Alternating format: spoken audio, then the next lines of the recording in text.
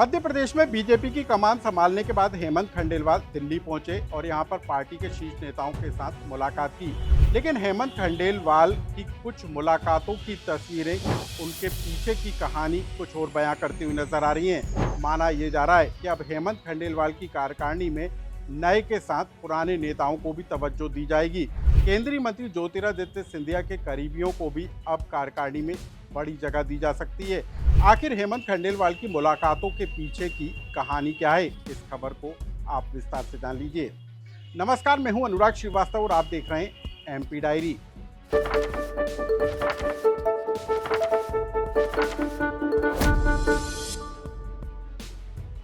मध्य प्रदेश में बीजेपी की बागडोर हेमंत खंडेलवाल के हाथों में है। हेमंत खंडेलवाल मुख्यमंत्री मोहन यादव की पसंद माने जा रहे थे और हेमंत खंडेलवाल की ताजपोशी के बाद ये माना जा रहा था कि अब मध्य प्रदेश में बीजेपी के नए दौर की शुरुआत हो गई है।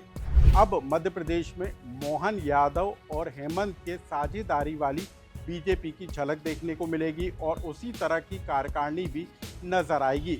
लेकिन बीते दिनों हेमंत खंडेलवाल ने दिल्ली में पार्टी के शीर्ष नेताओं से मुलाकात की और उसके बाद ये माना जा रहा था कि पार्टी के शीर्ष नेतृत्व की तरफ से हेमंत खंडेलवाल को अपनी कार्यकारिणी का गठन करने के लिए हरी झंडी दे दी गई है। लेकिन उसके बाद हेमंत खंडेलवाल ने दिल्ली में ही केंद्रीय मंत्री ज्योतिरादित्य सिंधिया के साथ मुलाकात की। भोपाल में केंद्रीय मंत्री शिवराज सिंह चौहान के घर पहुंचकर उनसे मुलाकात की और उमा भारती के साथ मुलाकात की भी उनकी तस्वीरें सामने आई। और उसके बाद अब ये माना जा रहा है कि मध्य प्रदेश में हेमंत खंडेलवाल की कार्यकारिणी में नए चेहरों के साथ ही पुराने नेताओं को भी तवज्जो दी जाएगी, क्योंकि खुद केंद्रीय मंत्री ज्योतिरादित्य सिंधिया ने हेमंत खंडेलवाल के साथ मुलाकात की अपनी तस्वीर को सोशल मीडिया पर शेयर करते हुए लिखा कि संगठन को लेकर आत्मीयता के साथ चर्चा हुई, यानी कि सिंधिया के लोगों को, सिंधिया के करीबियों को अब संगठन में अहम जिम्मेदारी मिल सकती है। इससे पहले बीजेपी की कार्यकारिणी में सिंधिया के करीबियों को ज़्यादा तवज्जो नहीं दी गई थी, लेकिन अब यह माना जा रहा है कि नई कार्यकारिणी में सिंधिया के करीबियों को ज़्यादा तवज्जो दी जाएगी। इसके अलावा मुख्यमंत्री की कुर्सी से हटने वाले शिवराज सिंह चौहान के करीबियों को भी कार्यकारिणी में जगह दी जाएगी। मतलब साफ है कि जो पुराने नेता हैं उनको भी अब प्रदेश की नई कार्यकारिणी में जगह दी जाएगी, उनके करीबियों को जगह दी जाएगी। उमा भारती जो इस समय पार्टी में हाशिए पर चल रही हैं, उनके साथ भी मुलाकात की। हेमंत खंडेलवाल की मुलाकात की तस्वीरें निकलकर सामने आई, जिसमें उमा भारती बीजेपी के नए अध्यक्ष का स्वागत करती हुई नजर आई। और अब ये माना जा रहा है कि नई कार्यकारिणी में उमा भारती के करीबियों को भी तवज्जो दी जाएगी।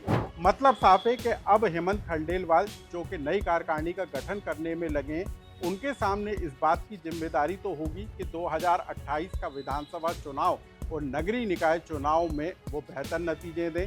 जिस तरीके से बीजेपी के प्रदेश अध्यक्ष रहे वीडी शर्मा के नेतृत्व में पार्टी ने परफॉर्म किया था, कुछ उसी तरीके का परफॉर्मेंस अब हेमंत खंडेलवाल को देना होगा। और उससे पहले हेमंत खंडेलवाल उन तमाम कयासों पर विराम लगाने की कोशिश में है जो इस बात का संकेत दे रहे थे कि अब बीजेपी के अंदर पुराने नेताओं से ज़्यादा नए चेहरों को तवज्जो दी जाएगी।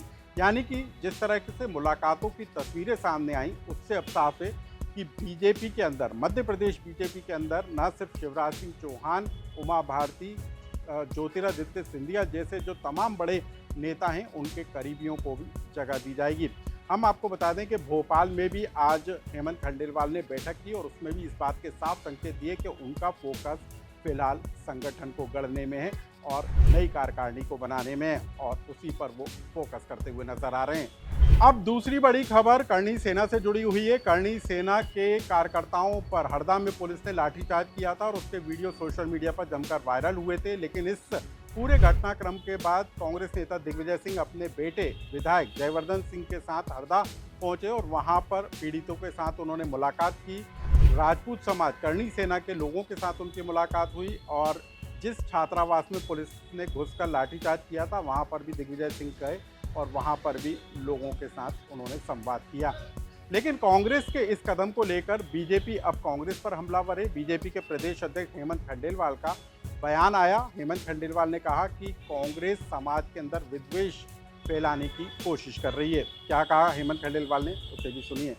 भारतीय जनता पार्टी सभी समाजों का सम्मान करती है, हम सबके साथ हैं। कांग्रेस समाजों में दरार फैलाने का काम करती है, उनको बांटने का काम करती है। भारतीय जनता पार्टी सभी समाजों को लेकर चलने का काम करती है।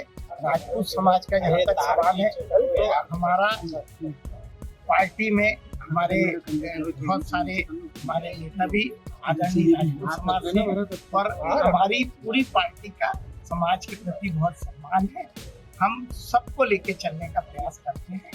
हम सबके साथ हैं। भारतीय जनता पार्टी सर्व समाज का प्रतिनिधित्व। एमपी डायरी के जरिए हमने आपको बताया कि मध्य प्रदेश में क्या राजनीतिक घटनाक्रम चल रहा है और उसके पीछे की कहानी क्या है।